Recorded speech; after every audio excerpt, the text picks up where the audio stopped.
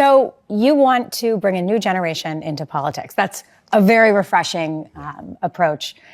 And yet, one of your key campaign pillars is raising the voting age to 25 with a civics test or military service in order to maintain the age 18 voting age. So my premise is this.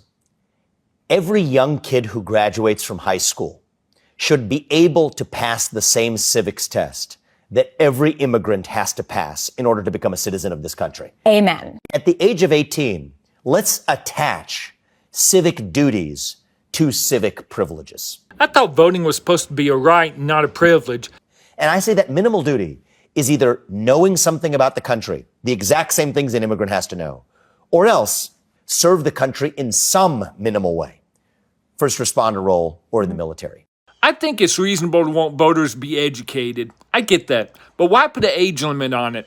If the goal is to only have people who can vote who are educated enough to pass a civics test, why limit it to age 25? That doesn't make sense to me. He says in other videos, the whole purpose of the age limit is to act as a progression. His ultimate goal is to make it where the only people who can vote are people who are educated enough to pass a civics test. In order to get this done, he's going to have to pass a constitutional amendment, which is extremely hard. So starting off with the age limit doesn't make sense. So I think what this is really about is he's trying to prevent young people from voting because they're mostly liberals.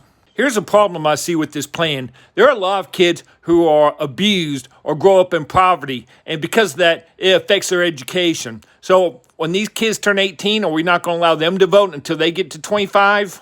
Some states like Louisiana used to use tests like this, they called them literacy tests, to prevent certain people from voting, like black people. So the type of test that he's proposing can easily be abused, and I think it'd be a threat to our freedom and democracy.